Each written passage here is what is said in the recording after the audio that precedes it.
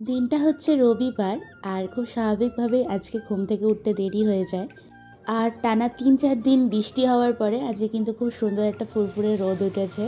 সূর্যি মামাকে দেখে কিছু জামাকাপড় ভিজিয়ে সোজা চলে এলাম রান্নাঘরে, চালটা ভিজিয়ে নিলাম। আর আজকে যেহেতু রবিবার তাই মাংস তো হবেই, মাংসটাকে ম্যারিনেট করে রেখেছি। আর এদিকে আমি আমের চাটনিটা বসিয়ে দিয়েছিলাম, সেটা প্রায় শেষের দিকে হয়ে এসেছে।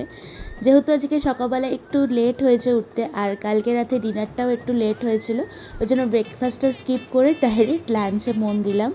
মাংস রান্নাটা হতে হতে আমি কিন্তু স্নান করে পুজো দেওয়াটাও কমপ্লিট করে নিয়েছি। এখন চলে এসেছি ছাদে, কারণ জামা কাপড় যেগুলো কেচেছিলাম সেগুলো মেলে দিলাম।